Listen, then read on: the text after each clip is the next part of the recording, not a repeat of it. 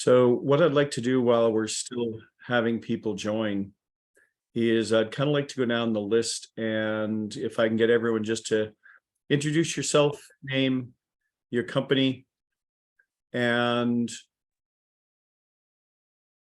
just I think basically if we can just get through everyone's name, role, and company, that would probably get us started, just to get a feel for and what your business does.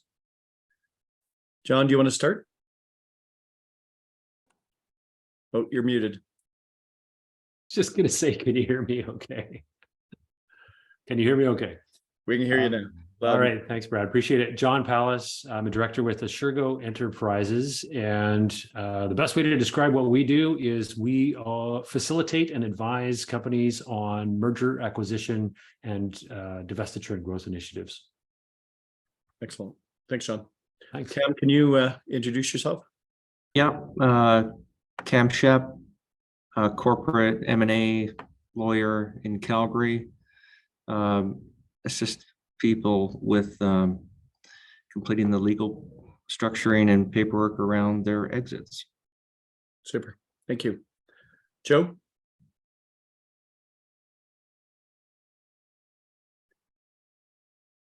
Do you want to go next, Joe?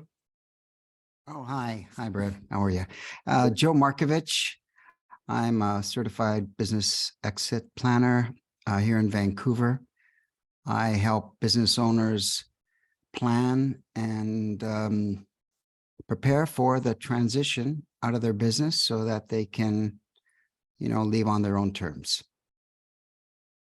Thank you. Stuart, do you want to introduce yourself?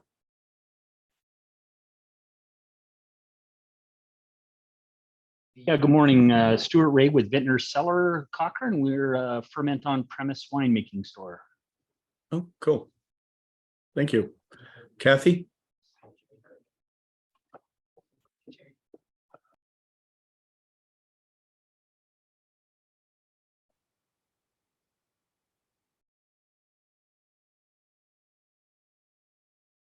And I'm not sure, Kathy, if you're still muted if you were speaking.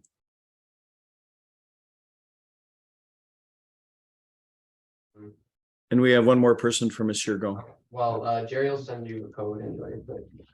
Hey guys, Jerry Robitaille, Assurgo Enterprises.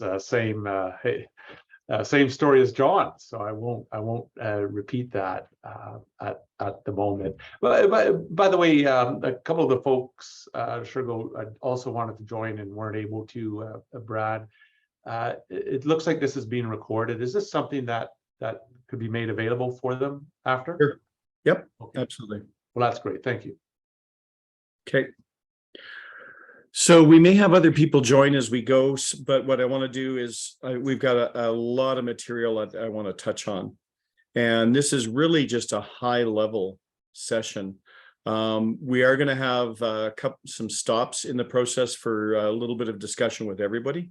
So everyone's going to get to participate here. And for a lot of you, you've got two hats, because for some of you, you're trusted advisor for business owners to help in some point in that business transition ecosystem, either on the buyer side, sell side, both sides, whatever. Some of you are business owners, but even those of you who are advisors, you've still got your own business. And you've still got your own plan for your own business. So when you're participating, I invite you just to you can speak from either perspective as an advisor, and you can probably speak to what you see with a lot of your clients and the marketplace in general, that type of thing. Or you can speak as a business owner for your own business. So I'll leave it up to you from which perspective. You just might want to frame it in the discussion, which perspective you're speaking from. Okay, so what we're going to do is I'm going to go through this. I've got a ton of material, but we are going to make the video available. We're going to make the slide deck available. And then we actually have a workbook, an exit planning workbook that we provide. So if anybody wants a copy of the workbook, we don't just send it out to everybody, because if you're not going to use it, then there's no point in us kind of wasting the paper. So if you are interested in the workbook afterwards, please let us know and we can provide that for you as well. Robert's going to kind of keep an eye on things. And so as every now and then, if you've got questions, please write your questions in the chat.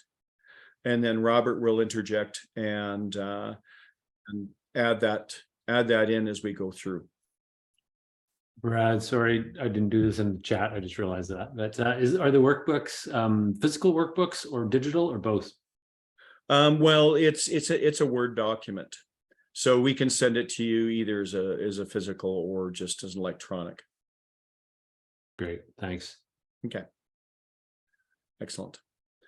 Okay, I'm going to jump in, and like I said, if you put it in the chat, Robert will interject periodically, and we'll be able to answer your questions. In terms of land acknowledgement, this is kind of a standard. Basically, I'm going to short track it and say we appreciate the generosity and the privilege of sharing these lands with our regional First Nations. There's basically 6 segments to what we're going to cover today. So when I say there's a lot we're going to cover, we're going to talk about exit planning overall, and then we're going to go into the owner's exit plan for them personally, the owner's exit plan for their personal financial plan, the owner's exit plan for the business financial plan, and what they need out of their business to support their personal financial plan. And then we're going to talk about exit options, deal structure, tax planning. And then the last section is the business growth transformation plan. Because what we typically see is most businesses are not exit ready and they're not exit attractive. And so really what this is about is the business growth transformation is if you need to grow the value for your personal wealth, for your retirement, et cetera, then that money is typically going to come out of your business. 85 to 90% of most business owners' personal wealth is in their businesses. So how do we grow it so you can extract the most? So those are the major sections we're going to cover. Basically, our philosophy is, you know, every business owner I've ever met has put their blood, sweat, and tears. You know, your business is your baby, and it's how I think for most of us, as a serial entrepreneur myself, it's kind of how I feel I make a difference in the world. So from our perspective, you've put so much of yourself into this business. How do we ensure that you're able to harvest what you've sown? And sadly, the data shows that it is not that common that people harvest everything, all the value that they think they've created in their businesses. So that creates a real problem for business owners. Only 10% of business owners, 1 in 10, get the exit they hope for. So 2/3 fail to sell or transition at all. Of the 20%, so 8 out of 10 businesses put up for sale don't sell. The 20% that do sell, they typically get 50% or less of the value they thought. And most business owners post-exit say they never anticipated how much time and effort really was needed, especially, you know, the ones who didn't succeed. They realized that it was worth the effort, but it needed significant effort. And quite often the degree of post-exit involvement is significantly more than they expect. A lot of people think they're going to take a check, walk away, and ride off into the sunset, and it just doesn't quite work like that typically. So the other aspect of the problem is 75%, again, this is from the Exit Planning Institute, 75% of owners have regrets, big regrets, within 12 months of their sale. So either they didn't get the value that they had hoped, and they realized the long-term impact on the next phase of their life, or they didn't see the outcomes in terms of their legacy, you know, the impact on their customers, their staff, their customers was negative. It wasn't what they had hoped for. And also then a lot Their remorse is they haven't prepared properly. So, they thought, okay, well, I'll just go off and golf. Well, golf isn't purpose in your life. It's a nice pastime. But if you think that's just going to keep you happy, then quite often there's a reality check within 12 months. So BDC says in the next 5 years, 40% of Canadian businesses are going to transition ownership. So the implications for that makes this whole situation even worse, because really what they're forecasting is a buyer's market. So if you want to sell your business, you're going to have to make it even shinier in terms of attractiveness. And you're going to really have to stand out. And you're probably going to have to fight a lot harder for the value you think there is in your business, because there is going to be a buyer's market with a big supply. And the worst thing is that, sadly, what we typically see is again, the research shows 75% of deals are reactive, not proactive. The owners are not in the driver's seat. It's either a personal crisis or they're responding to an unsolicited offer. And quite often, when it's unsolicited, sometimes that can be strategically a good thing. Sometimes it puts you at a disadvantage because you really don't necessarily have perspective, and now you're reacting to one offer. But ultimately, either way, you're not in the driver's seat. And it puts you at a big disadvantage. And then lastly, and this is the one that I think really stuns any of us that touch this exit planning market and space and helping advise business owners, 8%, not even 1 in 10 actually have a written documented plan, which again is kind of terrifying. It kind of explains how bad the success numbers are. But again, I think for all of us, we really need to create that sense of urgency with our fellow business owners that, the better prepared you are, the better the exit you're going to have. So, that's the challenge we're facing right now. So when we start to give owners perspective, what we want them to understand is there's really 3 phases to an exit that they need to think about and prepare for. Now, the first phase is really the focus is on the seller. And this is where they have the opportunity to set up their business to create the most value in their business. And I think for a lot of us, it's kind of sad when I see someone approaches us and they say, you know what, I'd like to sell my business in the next 3 months. Because realistically, 3 months timeline is no time to sell your business. Preparing a business, making it ready and attractive typically takes at least 2 years, because it means really getting the business so that it is functioning and can grow regardless of the ownership. You need to have a team in place with the skills and ability that shows that they can actually sustain and carry the business forward, and ideally do it better than you did yourself. That's what gets you a strategic buyer and a great exit. And then you have to prepare in terms of the transaction itself. You want to go into the transaction with a strategy. And you need to make sure that your company's structured, your deal is structured, you've got all the pieces in place. And the other thing too is, the deal is not where you create the value. It's before the deal where the seller creates the value. Once you're into a deal, it's pretty much crystallized. What's there is there. And usually with due diligence, the value is only going to go down. It's not going to go up. So that the longer you prepare in advance, the more value you can create. But you've got to do it prior to the deal. The typical deal takes anywhere from 6 to 12 months. That's an average deal. So if you think you're going to exit in 3 months, you're going to have a really rude awakening. And then after the deal, there's usually a transition phase where there's going to be some sort of retention of the owner, whether it's an advisor, you may be held on as a financier, as a shareholder. There's different structures, but there's typically some sort of retention. That's going to keep you involved in the business to some degree, because the buyer wants to make sure that they've extracted all of the potential value they can with your help. So expect those 3 phases and plan for how much and what type of involvement and strategy you want in each. So that's kind of the timeline in terms of preparing for your exit. The other aspect is what often you don't appreciate is you really do need 2 plans, not 1 plan, 2 plans. So there's the owner's plan, which is really about themselves. What's their financial aspirations? What's their personal aspirations?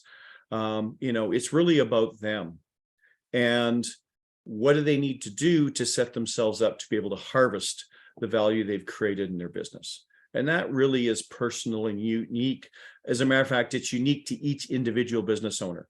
So we find when we deal with ownership teams where you have partnerships and multiple owners, it can get quite complicated, because quite often what they want, their plan for themselves in terms of the exit, aren't necessarily always aligned. And quite often they have not communicated them overly well. So it can be a real challenge to get everyone aligned on an exit strategy and an exit goals. So that's really unique to them. But if you want a great exit, it's really critical to understand that your interests and your needs as the owner is not the problem of the business. The people who are staying in the business, who are creating the value and will create the attractiveness and capability to have a successful sale, they're just interested in having a great business to work in and drive their careers and support their families. And, so really the plan vis-a-vis the business growth and the transformation so that the business is really truly self-sustaining and growing itself. That's a completely separate piece of work. So, it's important to recognize that there are 2 plans you have to prepare and 2 kind of initiatives that really have to work in parallel. So the first part, the owner's exit plan, we're going to talk about that first. And it really consists of 3 components: the personal legacy plan, the personal financial plan, and then the business financial plan, which is in support of the personal financial plan. And the overall goal really here is to enable the business owners to be able to sell their business for more. And when we talk about more, the money that really matters is the money after tax. It's the money you get to keep to support your lifestyle after your business exit. And so, there's a lot of moving pieces in this. So to do this with the greatest chance of success, what you really want to do is you want to build yourself an advisory team. So we're one part of that team, the exit planning advisor. And where it's important is, I did a stint with Ernst & Young, and we used to do strategic planning. We'd tell companies what to do. I never saw one of those plans get executed. It's the execution of the plan that's absolutely critical and the real key to your success. So make sure that you've got help, not just in the planning, but through the whole process, all the way through the execution. And that typically means someone like an exit planner, accountant, lawyer, a tax specialist, which might be a lawyer, might be your accountant. There's always going to be someone, usually in both those firms, that is a tax specialist. Personal financial planner, M&A brokers, agents, investment bankers, technology and integration advisors, business specialists. Quite often, if you do want to grow the value in the business, you may need to put in systems and processes and make some strategic changes and improvement in your business to grow the value. And then an owner peer network. I know for myself personally, a lot of times I think the best advice I've ever gotten is from other business owners, from my peers. And quite often it's really hard to, what I want to do with my business is not necessarily something that I can talk with my leadership team on. So having peers to talk to is really valuable as well. So on these 6 processes, all of these are related to sections in the workbook. So what I'm going to do here is I'm just going to quickly show you the workbook just so you can see it. And so the workbook has you write your name on it. It's 43 pages, but it outlines all 6 steps in this process. And for each step, it's got assessments. So there's numerous different types of self-assessments that you can do to give yourself a feel for where you're at, to start to organize your thinking around your planning, that type of thing. Okay. So I'm going to take a quick stop here. Robert, any questions, anything in the chat right now? Nothing is yet, Brad. Okay. I'm going to do a real quick roundtable. John, I'm going to start with you. From your perspective, are you planning an exit for your business, or as an advisor, how well planned do you see people when they come to engage with you? So do you want to start, John? Sure. I wasn't sure if we were doing 2 minutes first or not. So, are you wanting answers to the 3 questions? Sure, if you can. Yeah. So it's interesting. So I'm gonna start by answering this from an advisor perspective, because we work with a lot of owners that want to exit.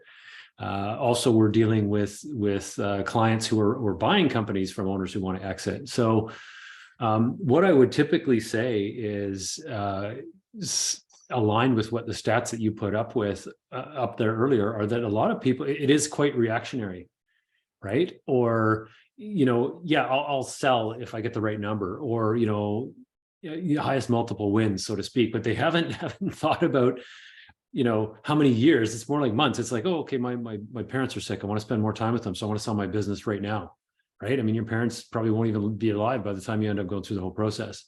And in terms of preparation for exit, we run into this all the time. Like, you need to provide due diligence to a level that satisfies people's needs, that they're going to get what they want when they buy your company or when you're buying a company. And so the level of information and preparation that people have done, even in just providing basic information so people could do due diligence, is kind of abysmal in most cases, sorry to say it. And then in terms of preparation for the exit, I very little times have I seen that level of, thinking of it in the way of what does it mean to me individually as a person or an owner on both sides. And then, what have I done to actually prepare it and grow it, and as opposed to taking a long-term view at it. So anyway, I'll stop there. Excellent. Thanks. Great input. Carolyn, can I invite you to share your thoughts? Well, I'm not going to share too much because this is still quite confidential and quite personal. I will say, though, that I have a board of directors that are an advisory board for me, that one of them's an M&A guy. So we are looking at doing all the right things. I mean, I got onto this call late. I couldn't connect. I think we have the right timeline in place at 1.5 to 2 years. And and everything I've heard you say the short time I've been on this call, we're doing, I think, all the right things to lead us to that. So yeah, no, I'm interested in learning and hear what you guys have to share, certainly to gain some insights, but certainly on that path of planning right now. Thank you very much. Yeah. Curtis, can you share next? Sure. I'm on the advisor side, so I don't have a business to prepare to sell myself, but I have several in play. And I've got one client who has been functionally studying those 8 points and the trusted advisor group that you mentioned. And It's not about, he respects the value of his business. Then we do the plan for this is what it's actually worth in the marketplace, kind of that front angle of your picture. This is what the business is worth. Then he does the assessment of what his personal needs are. And then he goes back to work to raise the value to what he personally needs. And so we've literally been at the boardroom table to, I want to sell now. Okay, well, this is what you get. And it's not what he wants or personally needs. And then he goes back and takes on new initiatives. So it is a cyclical process with a client that has actually got that correlation between his personal needs and the value of his business. So that's kind of, he's the most intriguing character that I've been working with, and for multiple years, obviously. And we get closer and closer because the older he gets, the less money he needs post. So he may get there because his needs reduce before he actually adds the value to his business. But he'll do it with his eyes open. So that's just one of those, it's just kind of a reflection that stings the day. So I thought I'd share that one. Thanks. Can I get one other person to share? Anybody?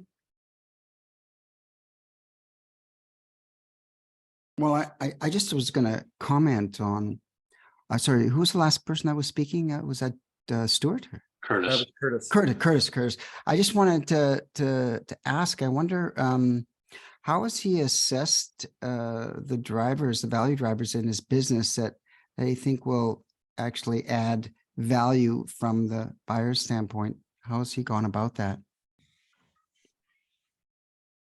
Actually, the fundamentals are pretty straightforward for his business. He really just knows that it's an EBITDA driver. And so he has to keep going back to his business model. How much further and how much larger does he have to grow? He's got 4 different segments. Where does he put his energy to grow his EBITDA?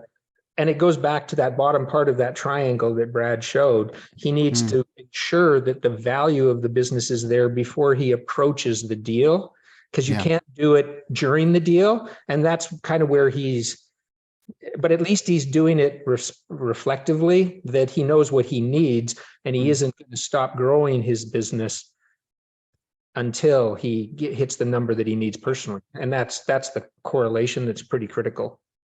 Okay. Great, thanks. Thanks, gentlemen. I'm going to keep us going. These discussion points here are ones that we actually do this in a full day workshop. So we cover the same material, but what we do is we actually bring in a subject matter expert specializing in just individual areas. And then we have peer discussions at more depth. So that's why that slide structured the way it is. Normally, if this was a full day workshop, we'd be actually working through the workbook and then having peer discussions to delve into this. But for today's, we're really just wanting to give you kind of the checklist of the things to be considered and the structure to go through this in a very methodical, disciplined approach. Okay. So next, personal legacy. So really the personal legacy is about ensuring you don't have regrets. So first, you can get kind of a readiness assessment from advisors. There's tools online that you can use, etc. But when you think about it, it's what do you want to leave behind for your family, for your employees, for your customers, suppliers, partners, your community. And when you think about that, it's really going to reflect what's your purpose in life? What drives you? What are your core values? All of these things are kind of implied on kind of the terms and ideals of what you want to leave behind. And then for yourself personally, what does life after your business look like? Is it another business? Is it retirement? If it's retirement, then, what specifically in much more detail, what's that ideal life look like? So in order to prevent seller's remorse, one of the things that's within the workbook that we provide is what we call a step analysis. Spiritual. What's my purpose? What's my passion? What really gets me excited and feeling fulfilled? Things. What are my wants? What are my needs? What are the things I don't need? I find that right now my wife and I are no kids at the house anymore, and it's amazing as we go through our house how much stuff we don't need. It's all three of those things. Experiences. What are the things that you want in terms of your bucket list, your dreams? Are there things that you want to make amends for? It's amazing how many billionaires suddenly turn into philanthropists after they spent their careers maybe not as magnanimously as they'd like to have. And then people. I think all of us ultimately, it's really the people in our lives who make the difference. And so, who are the people that you want to spend time with, help? Who are the people you don't need and don't want in your life, and being clear on all of those things. The other thing you have to think about personally is thinking about what kind of involvement do I want after this? Like, is work still going to be some aspect of my life after the sale? And so thinking about what kind of stuff do I want to do after the deal? For how long do I want to do it? Are things that you really need to kind of consider. Because I'm surprised in the energy sector how many of my peers have retired, and then 12 months later they're back in downtown Calgary as consultants, because what they thought would be fulfilling in their lives wasn't.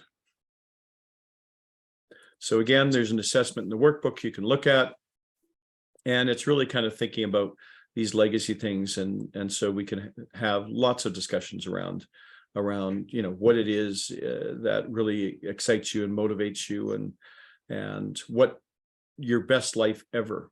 It's one of the coaches that we work with. He actually has this whole framework around your best life ever, and how do you make your life after your business your best life ever. So next is the personal financial plan. So when we talk about the personal financial plan, really it's not complicated, it's pretty simple. You really need to understand what's your current income and wealth situation. And what's your desired income and wealth situation? So qualifying and quantifying exactly what each one of those look like, and how big is the gap between those two things, and what do I need to do to bridge that gap? That's really, when you think about your personal financial analysis, that's really what you're doing. So identifying your personal lifestyle goals, and the personal plan, you've kind of identified a lot of those. In the personal financial plan, it's what do those personal lifestyle goals cost you? And then in terms of planning and forecasting, you've got to look at your income, your spending, your savings, your investing, your risk protection, and again, from the current today situation to the desired future situation. And what does that gap look like? And what is your plan for bridging that gap? So we talk about knowing what you want. If the purpose of your business is to sustain your future current life, make a plan to dispose, to be able to exit your business when it's achieved your goals. Like, if you're just staying in your business because you got nothing better to do, then that's not a really good reason to be staying in your business. And it's not necessarily going to be inspiring for the people who are there. So if you're wondering why, if your business is not growing, then ask yourself, has your business accomplished and achieved the goals that you truly want? So the idea of this, especially on the financial side, is work long enough to attain your financial goals, unless you really love what you do and can't imagine doing anything else. One thing I'm surprised with is a fair number of the business owners we work with are not retiring. We kind of have two groups that we've identified and worked with. One is retirees, boomers, and that's, I think, pretty straightforward. The other, though, is kind of the late 30s, early 40s. They've taken their current business kind of as far as their passion carries it, but now they have other ideas for other businesses that they want to explore and do, and they need to sell their business to finance their next business. So, understanding what it is that you want to accomplish and what you want to get financially out of your business is really important.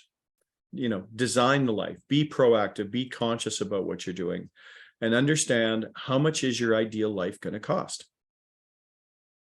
And, I'm surprised, and I think a lot of us have talked to other business owners, and a lot of times they'll say, well, I need 5 million. When I sell my business, I just need 5 million out of my business. That's all I need.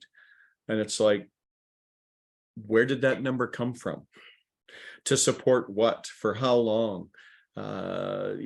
Is that pre-tax or post-tax?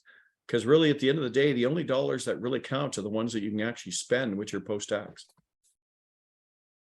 So the other thing is when you're thinking about what that future ideal life looks like, make sure that the things that you're throwing into that bucket of desired outcomes are really things that matter to you.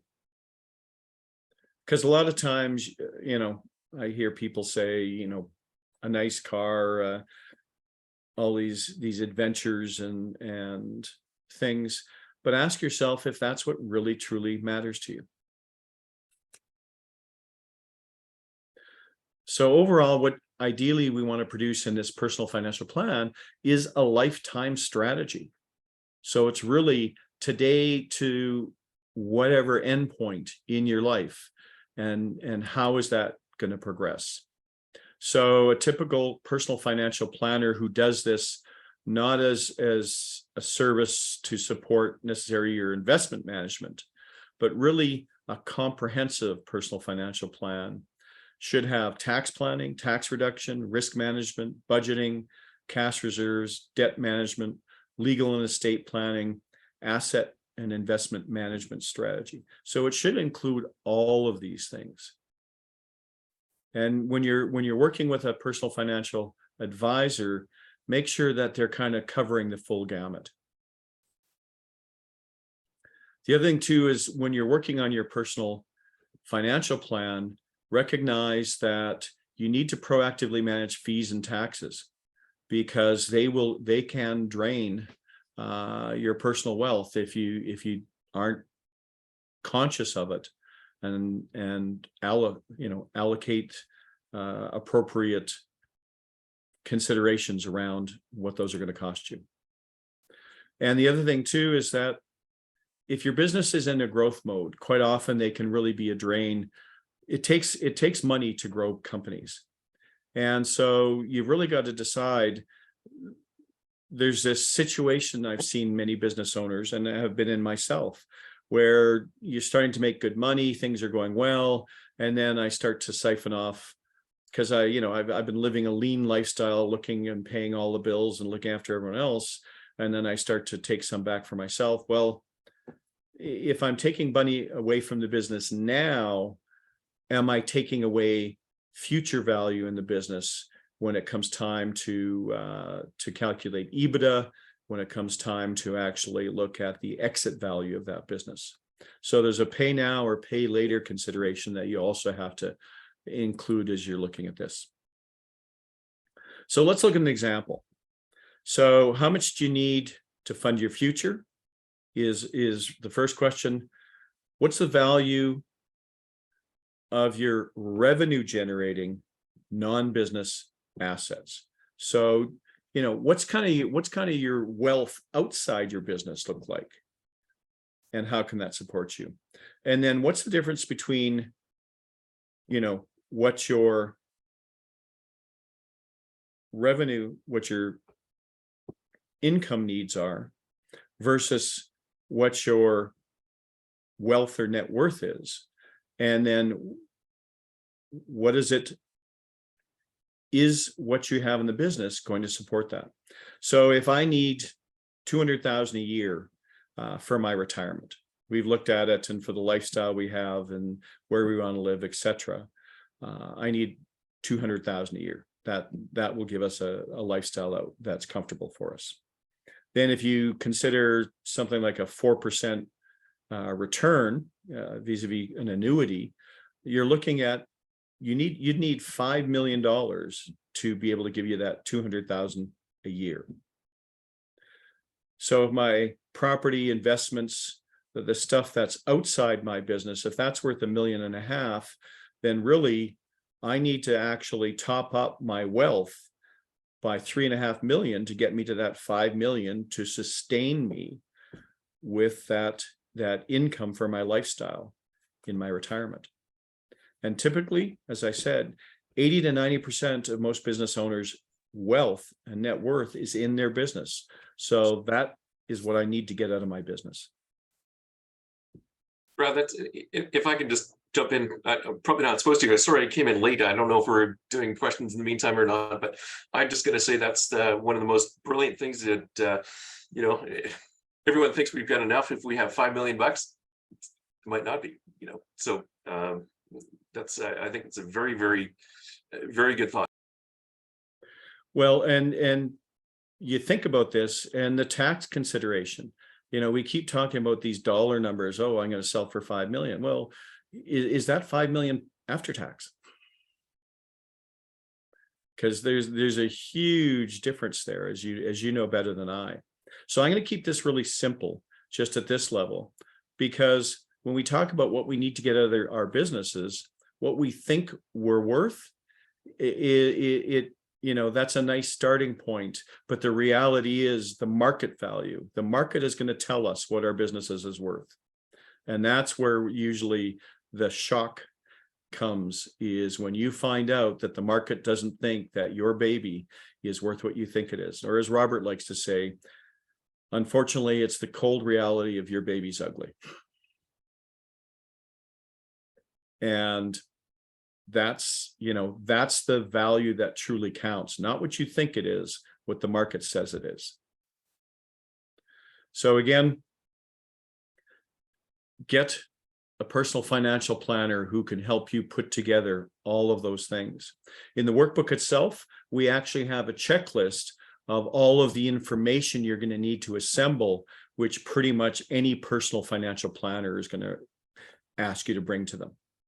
So in the workbook, it's really structured such that you can really go through and assemble this so that your time with the personal financial planners can be much quicker, much more effective, and get the two of you set up so you can move quite quickly in getting this put together.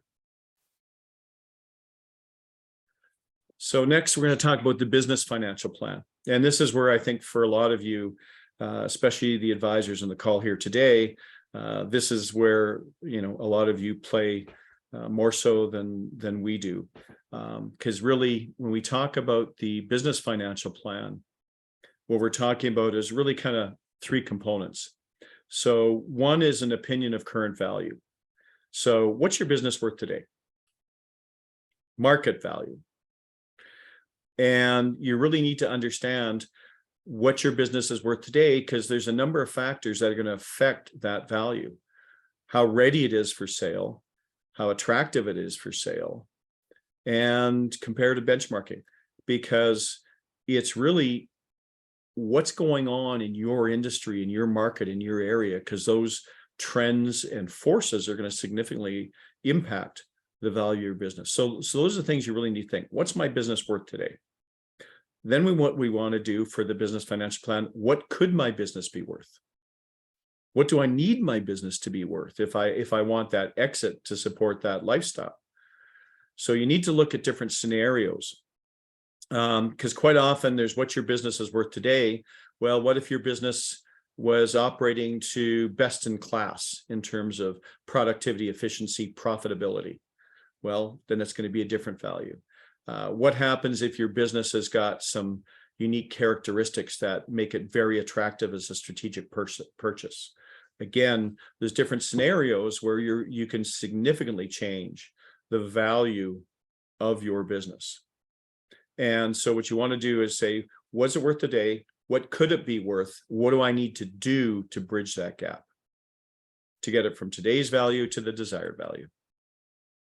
So for most of you, this is old news, but pretty much the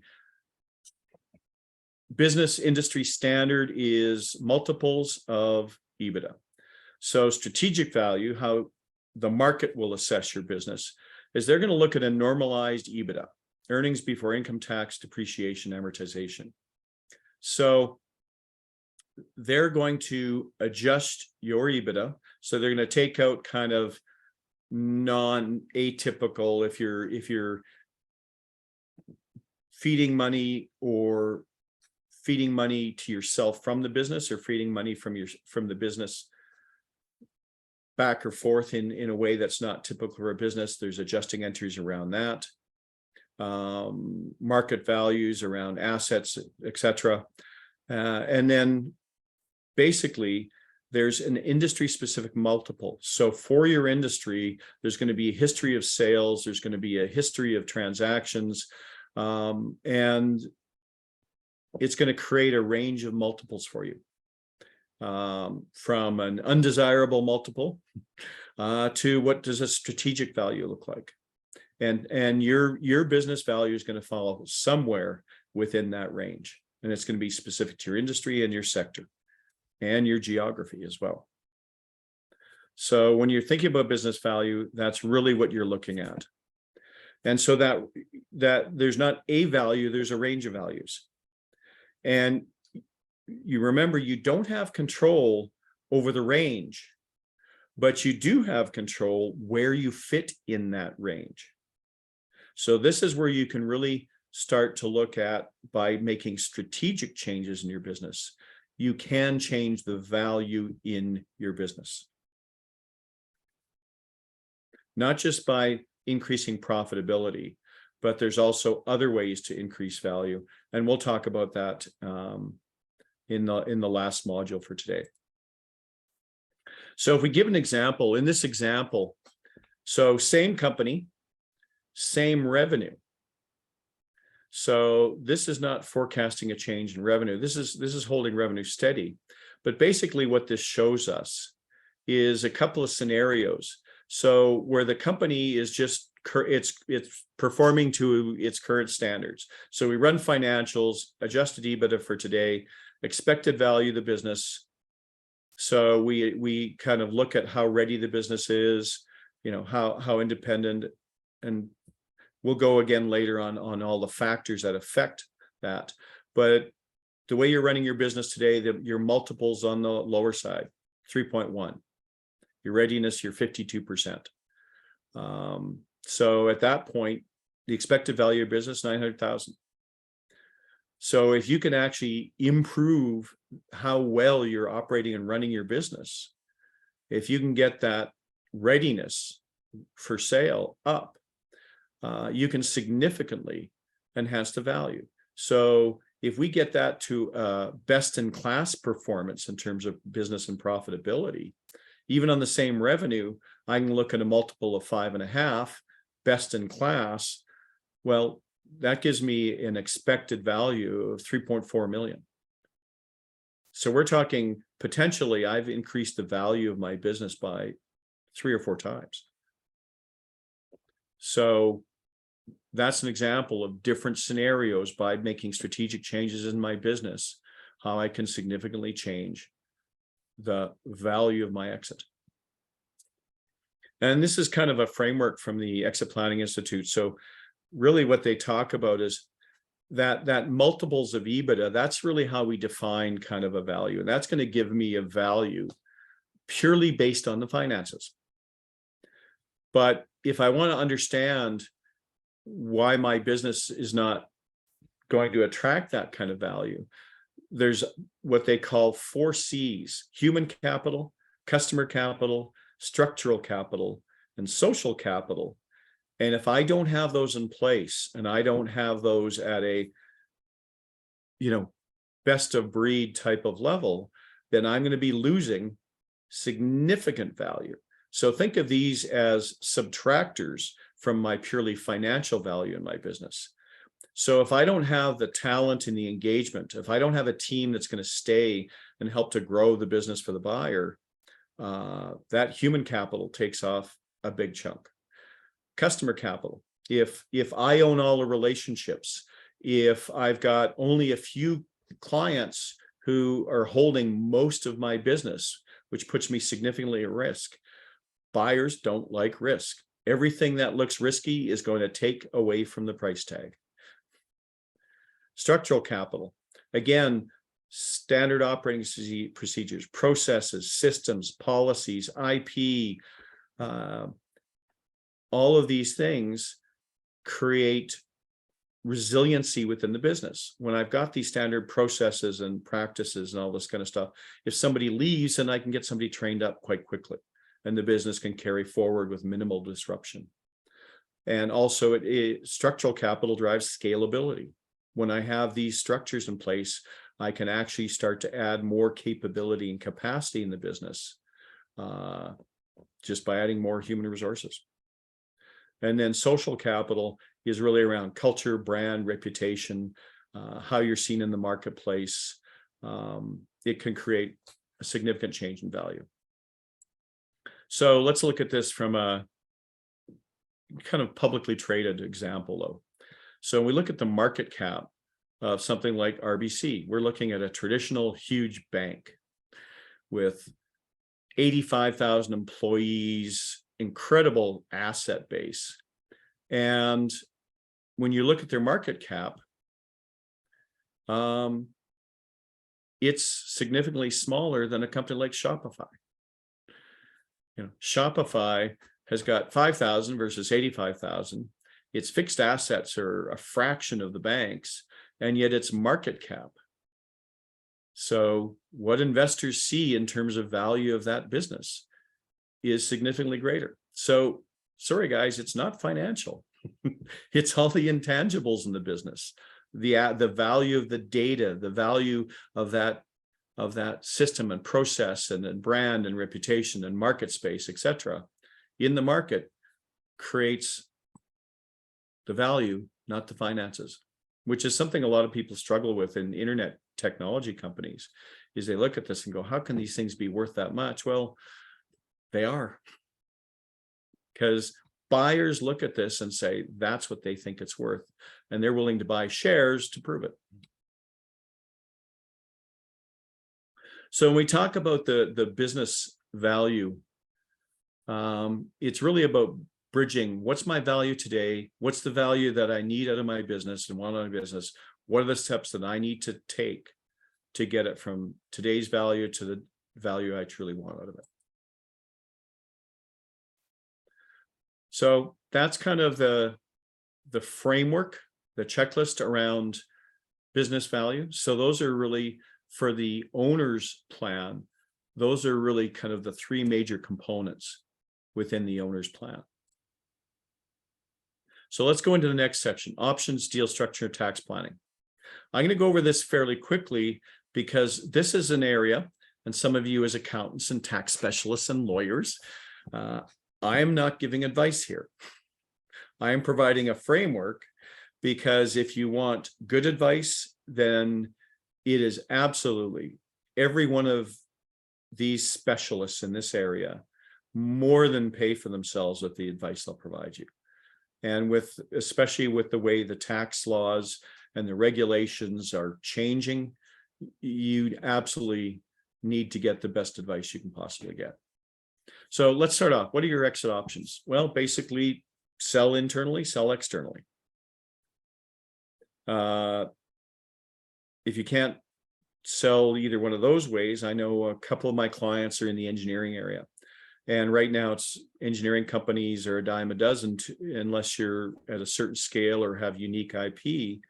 So really the option for some of my engineering clients is that they've got to merge and put a number of them together to create something that's actually got economies of scale and efficiencies and can attract a strategic buyer.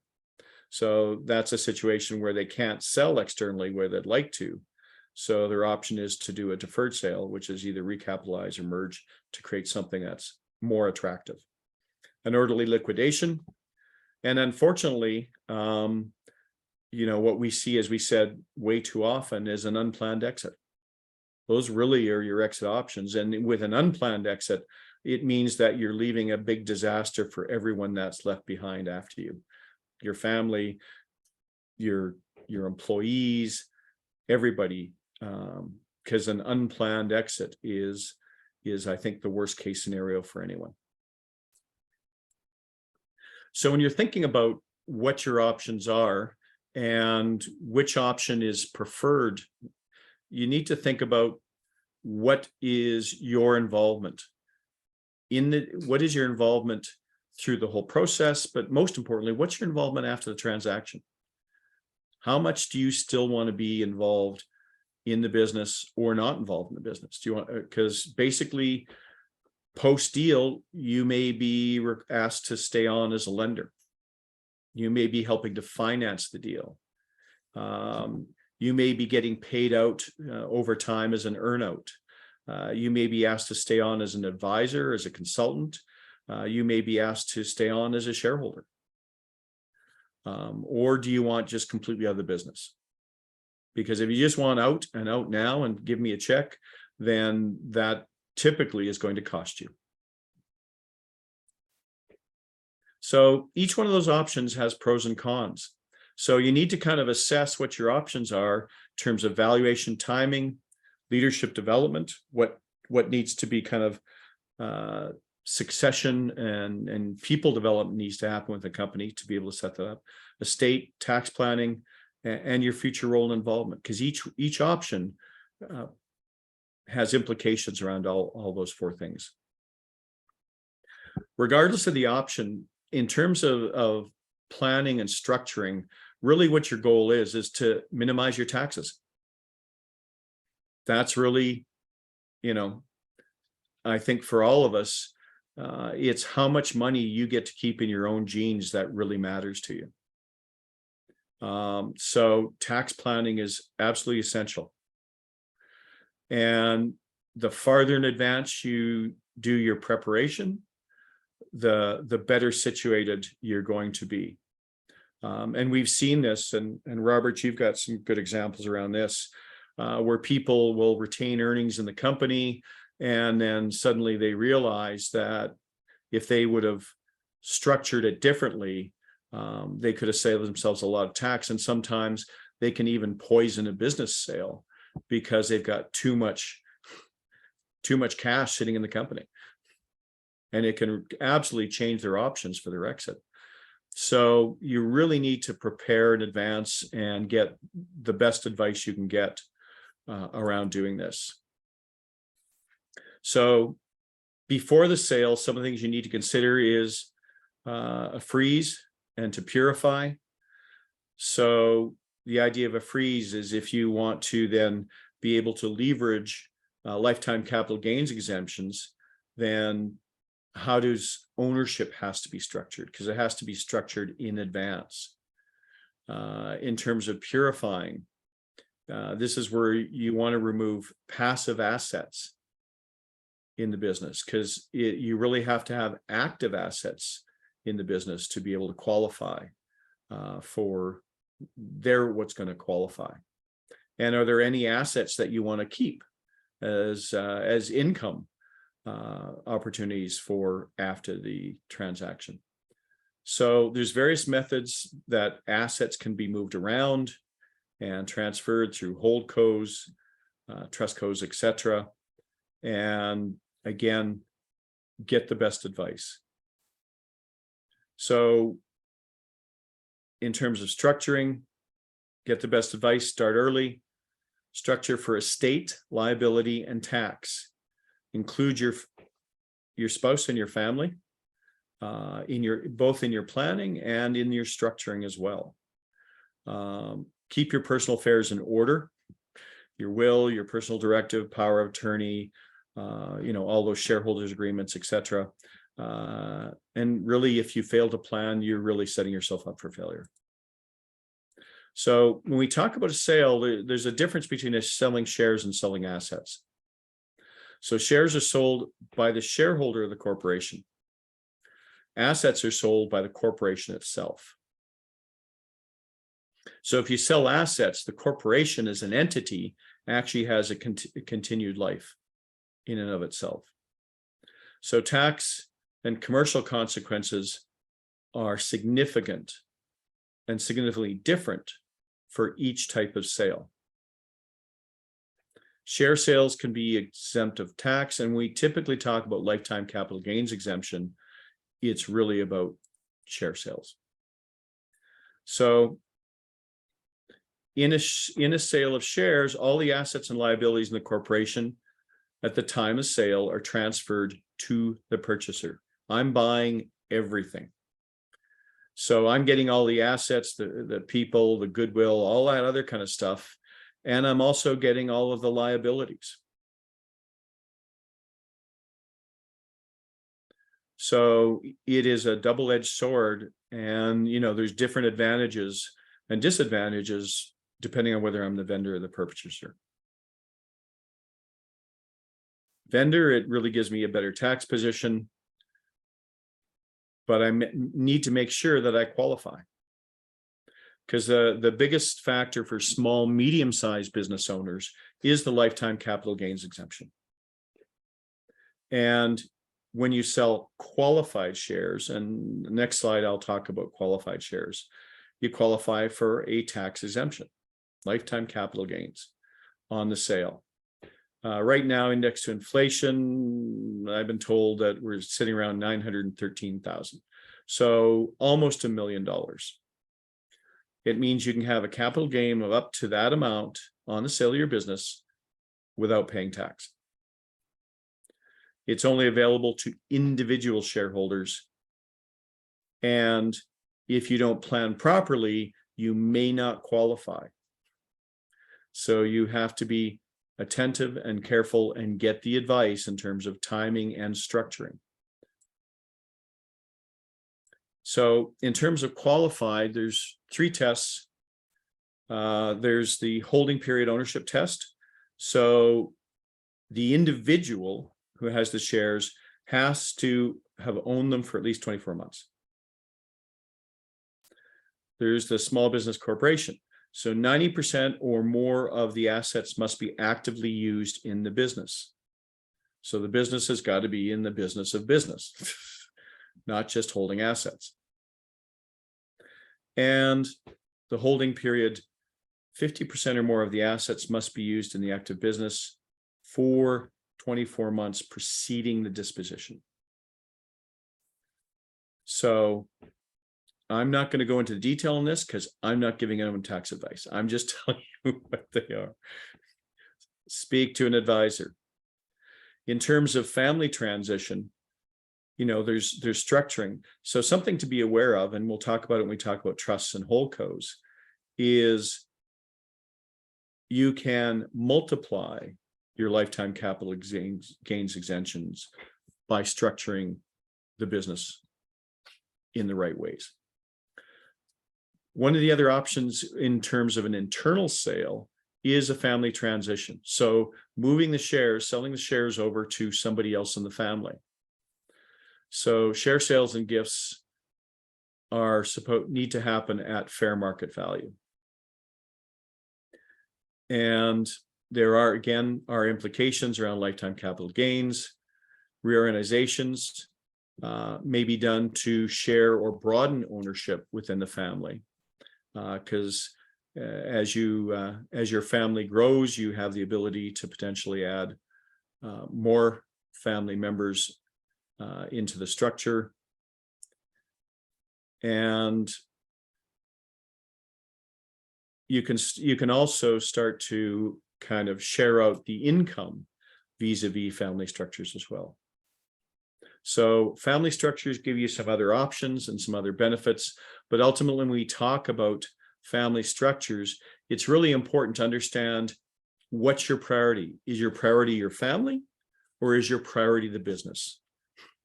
And fundamentally, start off figuring out that fundamental before you worry about all the other details. Is your priority the family or the business?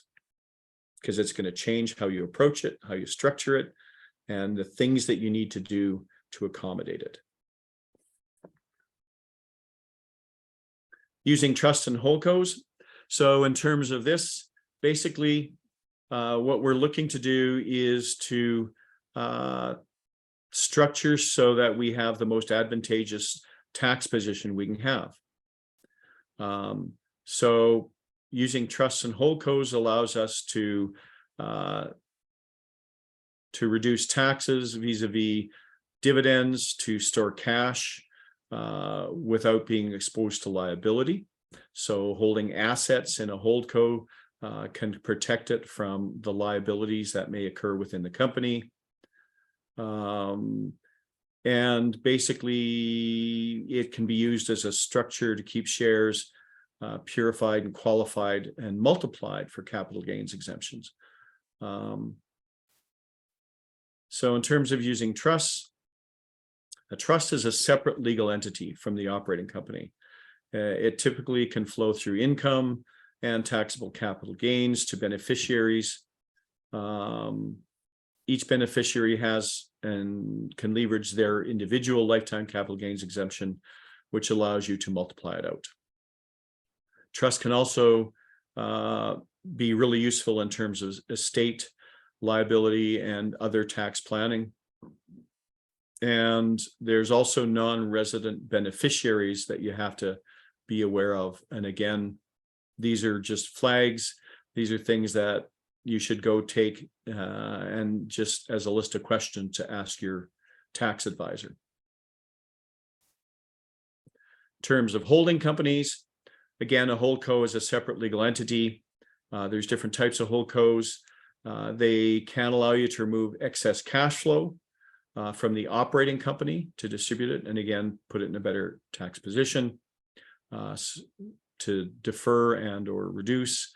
And they also allow you to isolate passive assets, non-active assets in the operation of the business, and protect them from liability as well. So in terms of an asset sale, that is a different, that's basically where the company is selling off the assets. So for the purchaser, it means that you still own a company and you still have a company that you have to deal with. Or for the vendor, you still have that corporation that's there.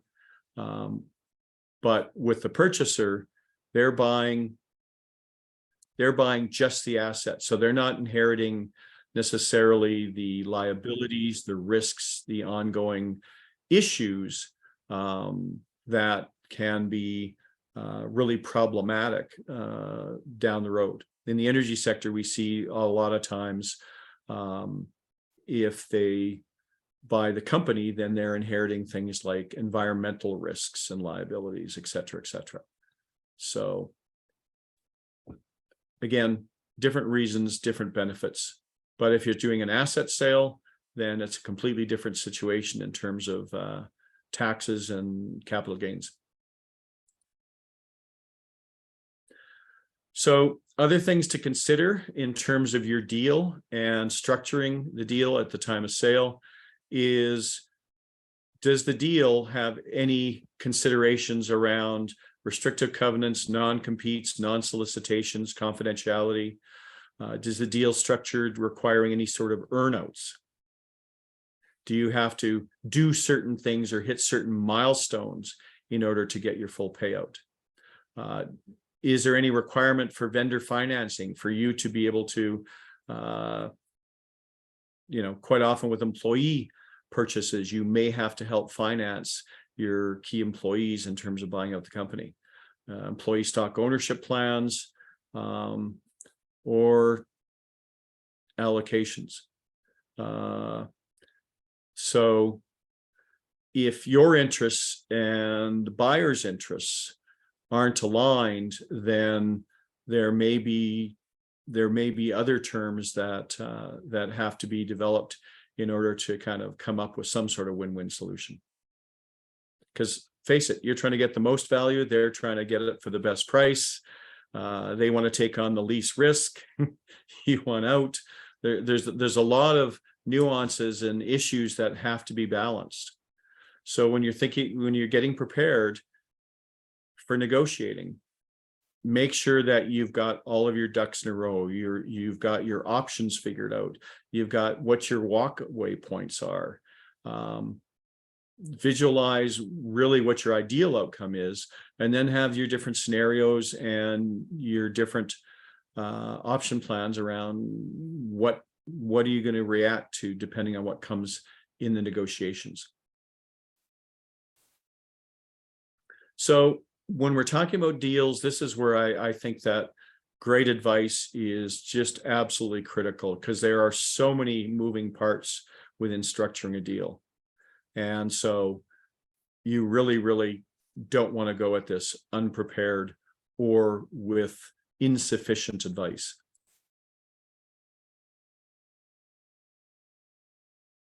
Robert, I'm going to take a quick stop here.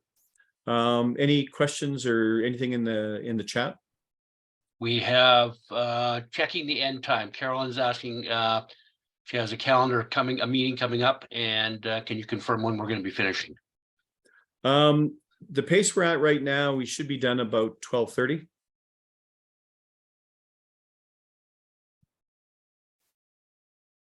And for Carolyn's sake, and the other people that joined late, we'll make this recording available to you along with the workbook. That sounds great. Because you know what I'd really like to see is the last slide again, the top 10 negotiating tips. That's something I'd definitely like to see. Yeah, that's one. So, you know, 1 in 10. So that's great for me. Thank you. Absolutely. And like I said, we'll make the presentation available to everyone. Okay. So, you know, it's like any good negotiation. Go in prepared. Don't lay all your cards on the table up front. Go in and find out and understand really what the buyer's looking for, what's important to the buyer. You know, it's like any sort of a commercial deal. The more information you can get before you start negotiating your position, the better the position you're going to be able to negotiate. Okay, that's perfect. And keep it positive. I mean, ideally, what you want to do is you want to make sure that there's a cultural fit, there's kind of a goals fit, a values fit. Quite often we just think about the money, but those intangibles can kill deals so often. So, you know, really go in with just kind of an open mind and be willing to get to understand the potential buyer and what they're looking for, and make sure that you're on board with that. And they understand what your values are too. Yeah, and I can see people totally underselling their value as well.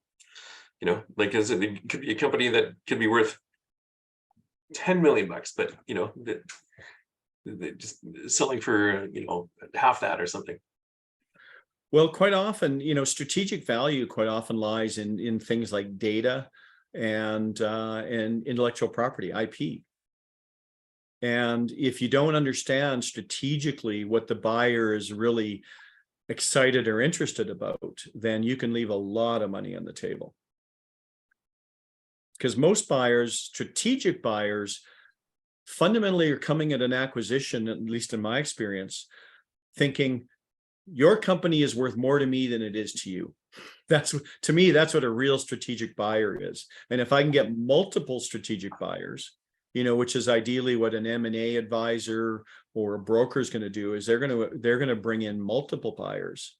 Then I can really figure out who's the best fit and who is this worth the most to.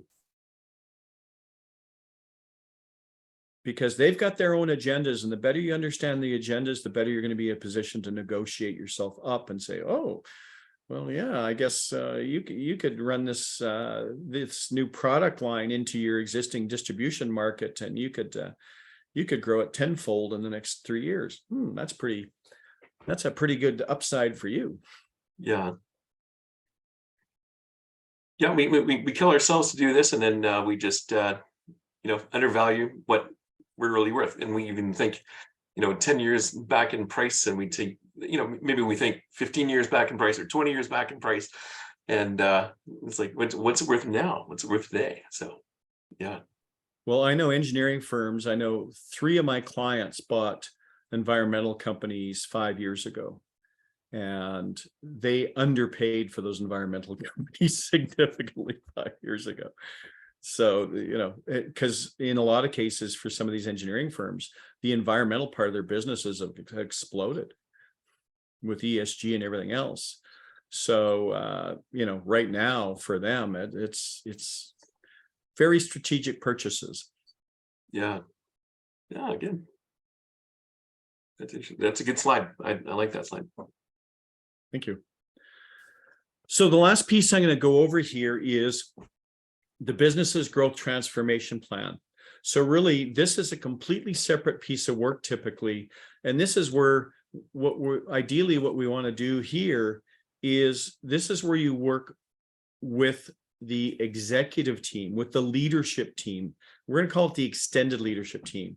It's the people who are going to be staying in the business, because they're not thinking about how do we grow this business to sell it. They're thinking about how do we grow this business to take it to the next level. If you want people to stay in the company, be passionate about it, then the key is we need to get people to step up and take over the functions that used to be, particularly if they were exclusively in the realm of the owners. We have to get the company to transform such that the people staying in the business have taken over everything, if possible, that the business owner used to look after. I know I've transformed a company when the owner comes to me and says, I got to write myself a new job description because I don't know what to do anymore because everything's taken care of. They're doing it better than I was. And then it's perfect. You've now transformed the company where it is strategically attractive.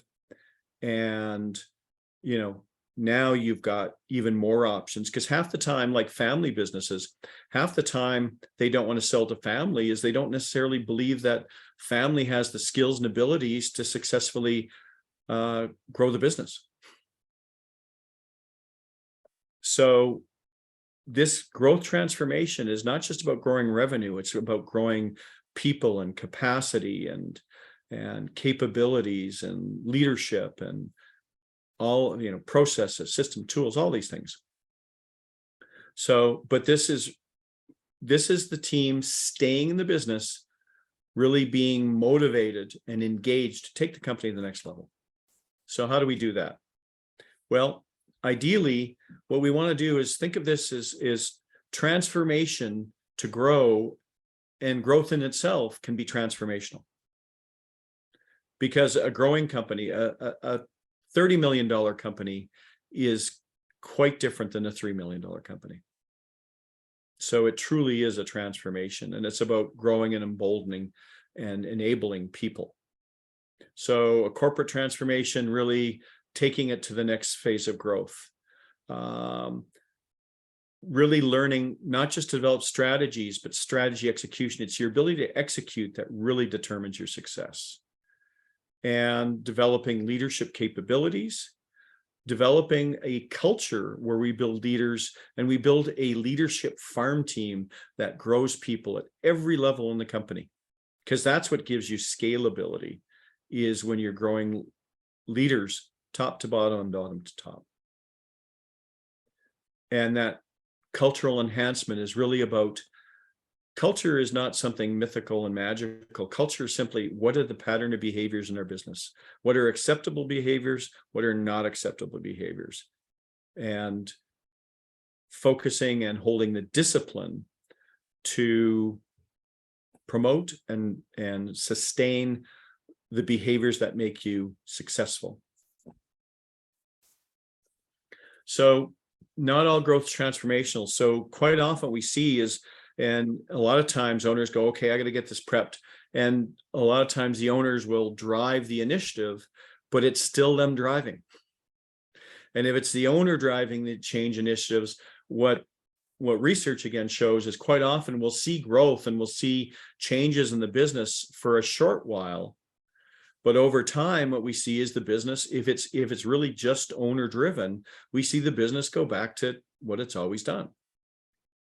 So what we're talking about here is what we call agile growth transformation. So it's a different process and methodology where we're really about creating a much greater leadership team and getting everyone, initially the extended leadership team at the top, but then them cascading that involvement and that engagement across the entire organization. And that's when we truly get transformational growth, is not when it stays at the top, but when it actually cascades through the organization. So our framework is really, there's 3 components to this growth transformation. And we say you have to know, to grow, to transform. So knowing is really about strategy. Growing is really about strategy execution, because that's where the rubber hits the road and the growth really happens. And then transformation is really about culture.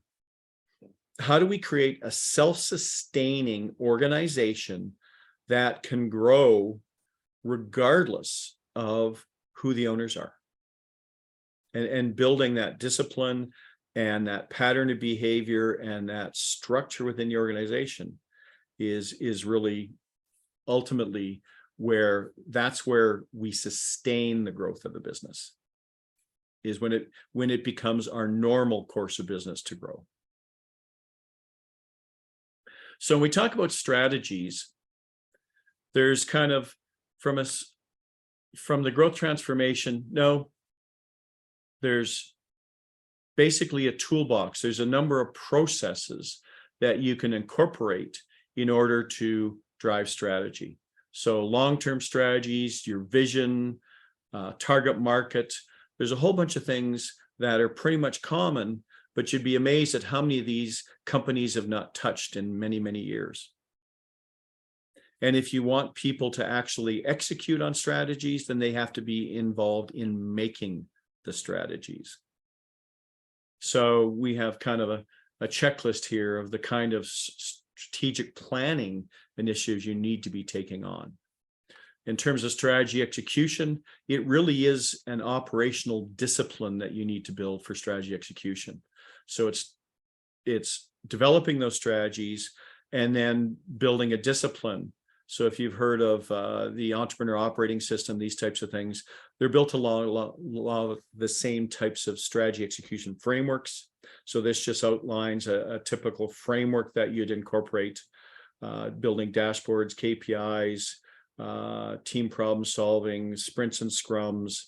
Really, one thing that's a little different for us in terms of strategy execution is organizational design, making sure that you've got the right people on the bus, the wrong people off the bus, the right people in the right seats on the bus, and everyone clear and aligned on where the bus is going and what their roles and responsibilities are, and building that culture of accountability. And then in the transformation, it's really about sustaining that discipline, making this kind of change and growth practices normal course of business throughout everywhere in the organization, and using data, using dashboards, sharing information, and making sure everyone understands what their contribution is to that growth and that success of the business. So we talked about strategy, 3 pillars of strategy. Basically, every business does 3 things. You got to go out and get business. You got to get customers. If you can't get customers, the other 2 don't matter. You got to deliver for the customer. Deliver products, deliver services, deliver with excellence. You have to create customer love. And then you got to support the functioning of the business. So it's funny because I think a lot of times I found over the years in working with literally dozens and dozens of companies, especially technical companies and professionals, they get lost in the weeds and the complexity of their businesses and all the nuances. And when we step back and look at a very simplistic high level, it's amazing how much you can see when you're not busy looking in the trees.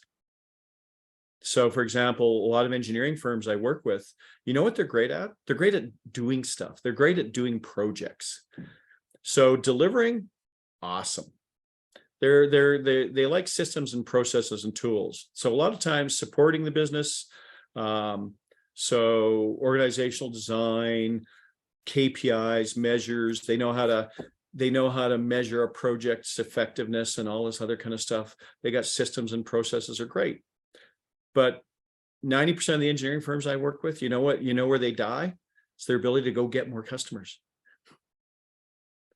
And yet they get so wound up in all of the nuances of their business. When you step back and say, what's working? What's not working? What's your biggest challenge? And it's, well, you know, we need to bring in more business. Okay. So is that your focus? Well, no, we got all this other stuff going on. Well, what could be more important than bringing more business if all this other stuff's working fairly well? So one of the keys to this agile transformation is keeping it simple. If I want to get people engaged in making change, then it has to be simple and impactful. So the idea is we don't want to do more with less. We used to say that's a delusion when I worked at Ernst & Young. What we want to do is more on less. So few things that really make a difference. And here on this list, actually, this is research-based, and these are shown to be the greatest value increase opportunities within businesses. So around getting business, increasing market share, mergers and acquisitions, creating recurring revenue opportunities, new products, new markets, new IP, innovation, and creating a very structured, disciplined sales playbook function within the company. Building a sales machine are the areas of biggest growth opportunity. Around delivering operational excellence, driving efficiency, productivity, quality, reducing costs and overhead, and creating improved customer experience. When customers love you, that's when you're going to grow. That's when they stay as customers. And then around supporting the business, organizational design, restructuring, leadership, growth, skills development, building disciplines and a culture of accountability, you know, KPIs, dashboards, best practices, systems, processes, tools, technology, all those things so the company can scale and operate efficiently.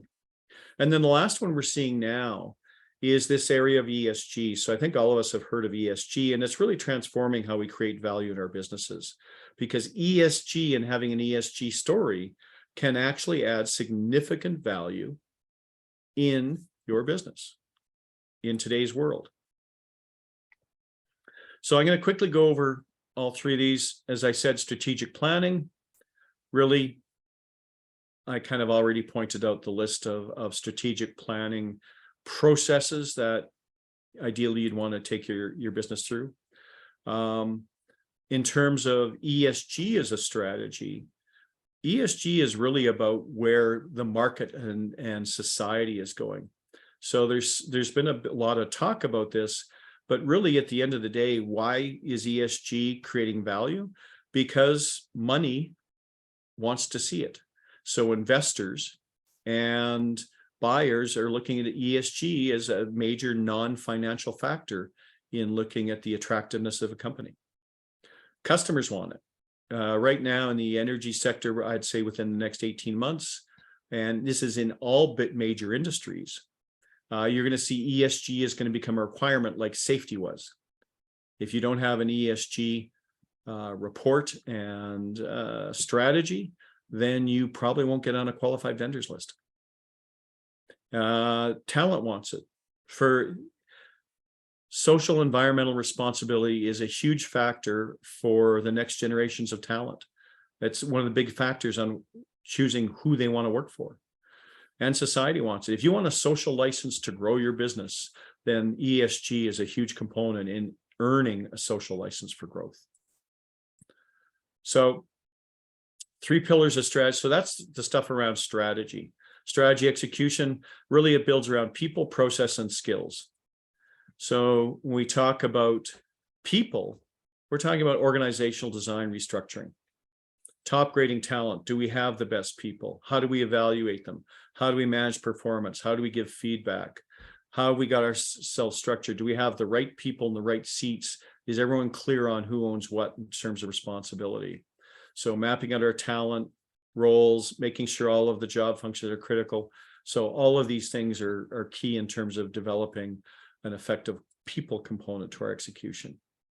In terms of process, really there's bringing in just disciplined processes like EOS, like the Rockefeller habits, which is kind of the origin for 3/4 of the strategy execution methodologies. So having a process as we outline, 90-day sprints, weekly scrums, team problem solving, bringing a toolbox and processes into the business so that you can set goals and act on the goals and achieve the outcomes are the things that you want to do. And then in terms of the agile process, really there's a launch phase and then there's an iterative sprint phase. So in the launch phase, it's developing kind of the vision and the strategies. So there's kind of certain things that you need to get done to get yourself set up.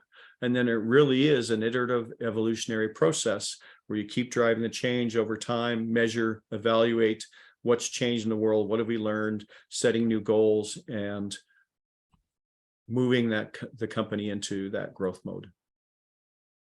And it's the skills component is not just developing the senior leadership team, but developing leadership skills across the entire organization. Because really what you want to do is, there's a book called Leadership Without a Title, and it's if everyone in your company has a leadership mindset, it's not about a position or a title, it's about a passion for excellence and making a difference. And if everyone in your organization has that mindset, you're pretty much unstoppable. And there's another book called Unstoppable that reiterates that too. And then the last piece is the cultural transformation. And really, it's understanding the things that are going to resist and oppose change and this kind of new way of growing our business. And we, again, simplify it. We say you need to mandate and then market and maintain. So it's anticipating that change creates resistance. And how do we overcome that? Well, it can't be optional. You have to basically say, this is where we're taking the business to. And then you have to go out and sell everyone. You have to and explain to people what's in it for them, why should they believe you, and why should they care? And you have to communicate that to everyone, every level in the organization.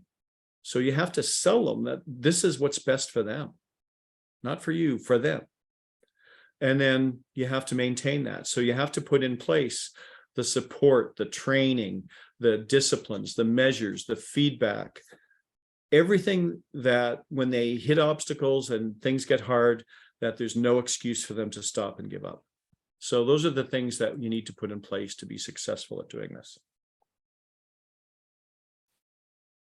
And there used to be a model, you had to change thinking to change behaviors, but there's a thing called Shook's version, and it's, I can't control your thinking, but I can influence your behaviors.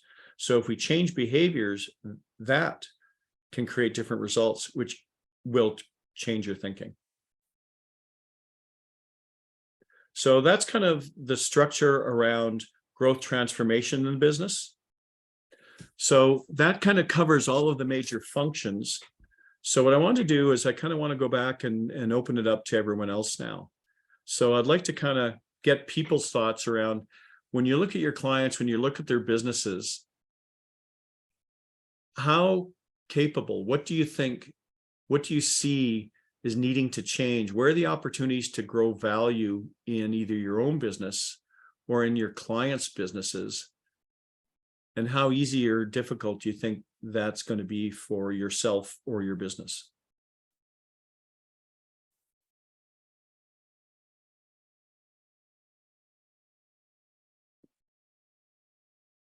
So Robert, before I get people to share, I'm going to give them a minute to think on that. Any other questions in the chat? No, just a couple of comments around AGTP. Lake think it's a great presentation and the value proposition there. Again, the comment about the 10 tips, really good. So generally the feedback has been good and no questions. Oh, okay. Mhm. So Brian, I'm going to start with you. Any thoughts in terms of growth transformation or opportunities to grow value in the business? You're muted, Brian.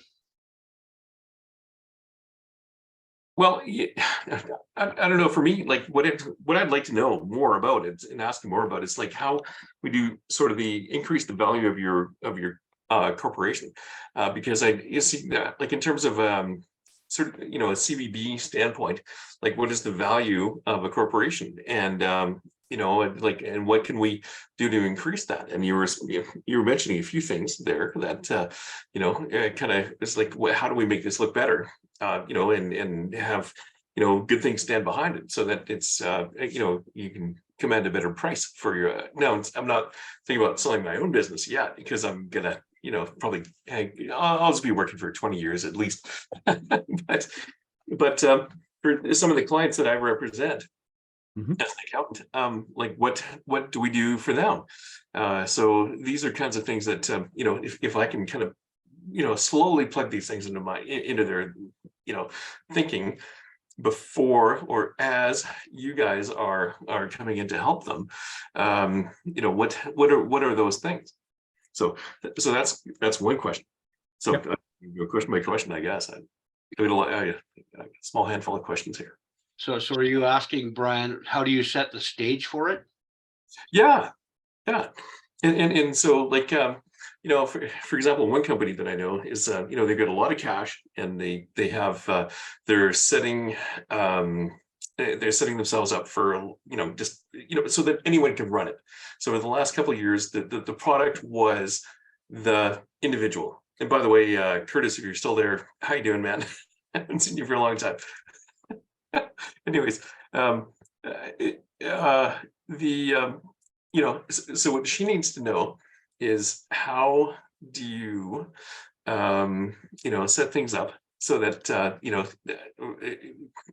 so that things can be maybe sold at a higher multiple than what you might think, because her company could be worth like a ton more than she's thinking about asking, right? So Yeah.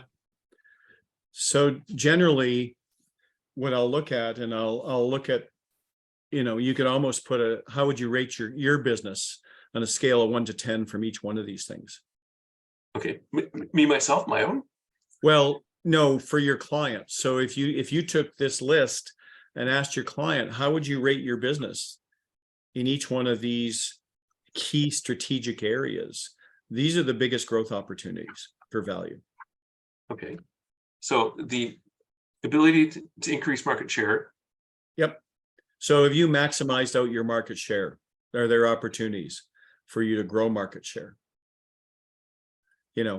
Are there opportunities for you to grow vis-a-vis M&A? Because if they're cash rich, M&A becomes it becomes, there's opportunities here to grow value. Where do you have the skills and the passion to be able to drive value? And I think along with that, do you understand where you're actually at within each of these? Like Brad's first comment was measure yourself on a scale of 1 to 10 and actually honestly assess yourself on Do you have an opportunity to create recurring revenue? Do you have a proper sales process for your business? Is there a potential to merge with somebody else that's in a similar space that you could leverage their particular skills or their particular IP with your own? Those are the kinds of questions you need to ask yourself and say, on a scale of 1 to 10, how much have I assessed this? Okay, excellent. This is where you guys come in, because I just do the tax, and that's kind of how the world goes, right? So Yeah, that's why the world created exit planners, Brian. exactly. let's see, Nasir, I haven't heard from you yet. Oh, thank you, Brett. I joined a little bit late. Apologies for that. I think excellent presentation. I myself am a CPA, similar to Brian. We do tax accounting. Some of the roles that I play is we are part-time CFO and controllers for mid to growing companies. Yep. I think one of the things that you mentioned, apart from the framework and the value, is the mindset and the perception of a business owner, of understanding, that Robert mentioned, where they are, and then recognizing truly what they need to do. Of course, we are all looking at financials all the time and looking at very mindset of the financials, but the other drivers are almost always left as either given, or they don't truly understand the value which will build the strategic value. Mm-hmm. So some of my clients, I had these discussions where they say, oh, I want to sell this business in 3 years, 4 years, 5 years time. Some of our clients, we actually help them to do some of the stuff which is listed here, but of course they got some external help as well, yep. Which drove the value up, and they saw that and they were able to get good price. Some of them were actually able to sell it. Personally, for myself, I think this is great information, and I would love to chat, I think, in future more with you and Robert as well. As I think I can see implementing some of those things in our accounting practice. I don't have plans to work maybe 20 years like Brian has. It has taken enough from us. But I think taking those to the clients as well, as these are some of the perceptions that you need to understand, and then some of the drivers that you need to understand. I think this slide on 79 is great. I always talked about delivery, scalability, and marketing as the drivers. And in a way, they are also saying the same things, but much more deeper depth. So I would have these conversations that what are your key drivers? And if you can narrow it down to these 3 pillars, can you build them and grow them? So opening these conversations, building that mindset, and then putting a plan to work on it. So if the mindset is there, then of course, we can always bring experts like you to go along with that. Yeah, absolutely. And I think for business owners or for us advisors, we see this as really providing an owner with the support team they need to cover all the different areas. Because the way I look at it, every one of those specialized advisors is an investment, and every one of them pays off in multiples versus what they cost. So if companies are willing, and they don't necessarily have to be overly expensive. I mean, if you know what it is you need, and the more and the better prepared you are when you go to your advisors, then the more efficient they can be.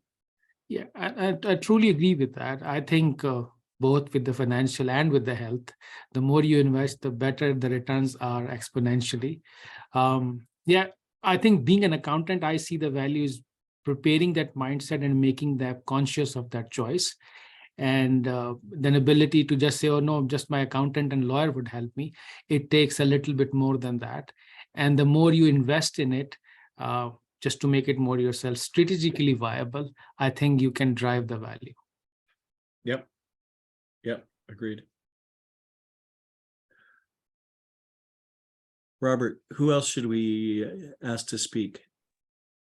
Oh, I don't know. John was nodding his head quite a bit, so he doesn't want to speak. He's seen it. I got one for to add in that regard, was just to kind of answer your takeaway questions there on probably one slide back. My takeaway on this was, of those strategic growth focus value points, and just take any of them off the list. But to get, it's one thing as owners and the management team are growing their business on a going concern basis, they look for the key success factors, where their strengths are, whatever business they're in, that's fine.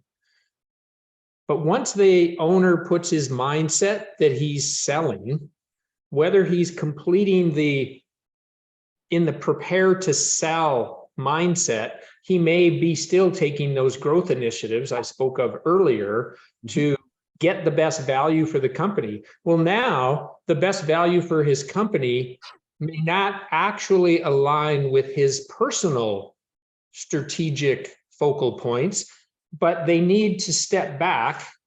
And that kind of goes into the difficulty of what you just outlined, or on that ask.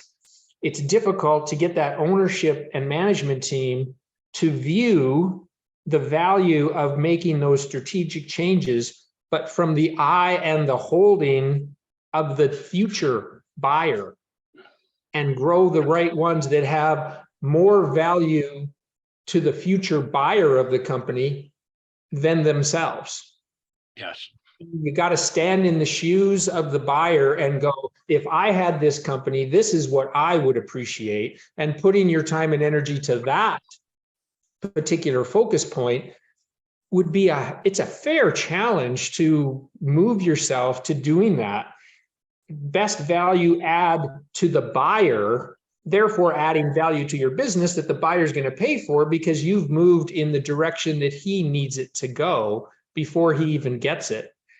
That's my takeaway from this. And the barrier to that is getting an owner to open up his peripheral view to look after the interest of actually a stranger at this point.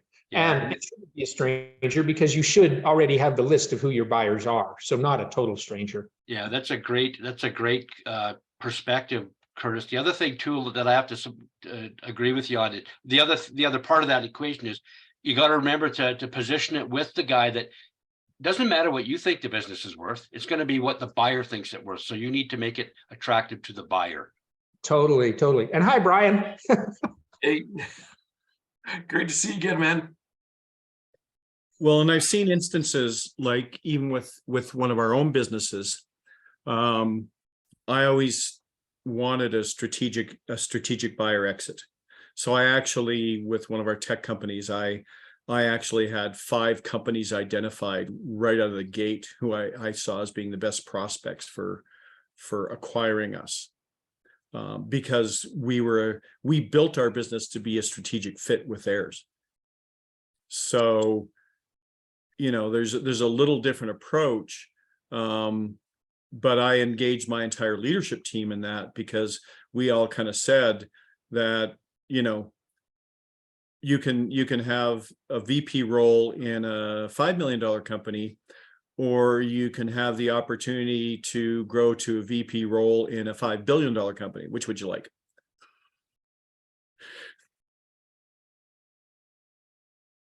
So, you know, there's ways to find win-wins, but it really depends, you know, again, what are your exit options and which one would you like the best? Because we've dealt with some of our clients. Actually, a couple of our clients, Robert, want to look after their people first and foremost. They'll actually take a smaller price tag and a lower payout if they can look after their people. So, you know, I can't paint everybody with the same brush.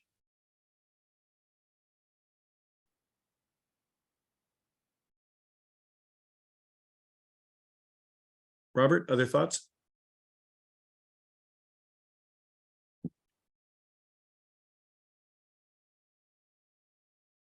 So in terms of ourselves, Mexit, we are exit planning and execution, and our specialty really is execution. So we actually work with other exit planners, and quite often we'll split where they'll work with the owner's plan and the owner's advisory team.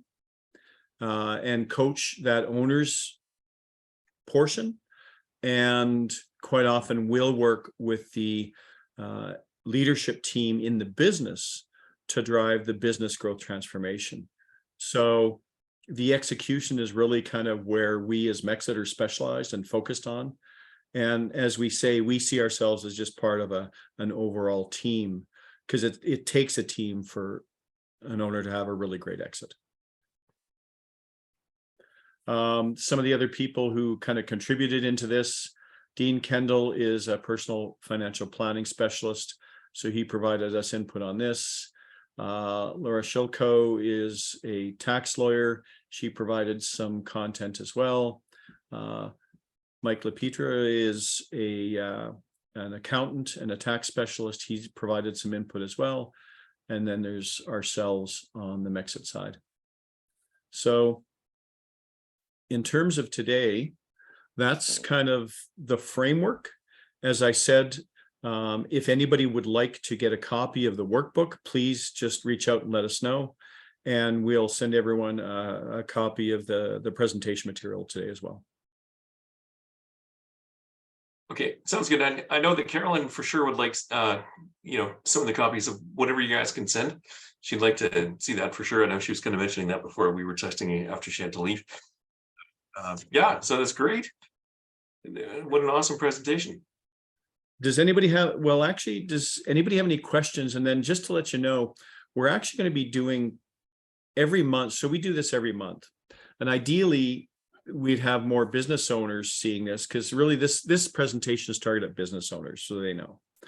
But we're going to actually start doing a exit planning partners presentation. What we want to do is start engaging people like yourselves and talking about where each one of us fit, because one of the things we've found is, like, you know, a number of our clients we've got from referrals. That's, as a matter of fact, referrals is our number one source. But what we find is when we get a referral, every time we bring the partner who referred us, actually we bring them more work, because the fractional CF, you know, the fractional CFO type of work, because what you needed before might have been great to this point, but if you actually want to grow the company forward, etc., then you need forward-looking financials. You need different types of advice and expertise, the tax planning, all of these other things. So we actually find that every one of the partners we work with, there's going to be a point within our work where we're going to bring them back in and get them more involved actually with the client. That's awesome. You know what, one thing I could say too is that you know, it's just people seem to think about tax in the winter. We're Canadians. We don't. Summertime, we think about summer things, and in the winter, it's like, that's when all the personal tax stuff, you know, just kind of gets advertised. And so, you know what? Honestly, I find that I get so many more clients and so many more things going on in the winter, regardless of when someone's, you know, they can have a March 31 or they can have a whatever. People just start thinking about it in the cold months. So I think that's kind of, you know, gotta get ready for the deluge. Gotta get ready for the big run up here. Yeah, absolutely. Robert? Nope, all good. Cameron, how did you enjoy that? I enjoyed it very much. Thanks, Brad. Thanks, Robert, for the invitation. Certainly will be encouraging clients to attend these presentations. I thought it was very, very valuable. Excellent. Super. Oh, one other one, we're also going to break out. So every month we do this one. We're going to start doing an exit planning partners or network one, because we want to start mapping out where every one of us fit within that ecosystem, within that timeline process, and how we can better bring each other in. And then we're also going to run one every month on just the growth transformation component, because we find, you know, for some of our clients, they don't know when they want to exit. It's still an undefined date necessarily, but they do know they do want to grow, because that growth transformation I don't know how many companies I've worked with, they get to a certain point and they struggle to get past where they're at today. And so if they can get help and understand what it's going to take for them to grow to that next level, we're going to break that presentation out just unto itself.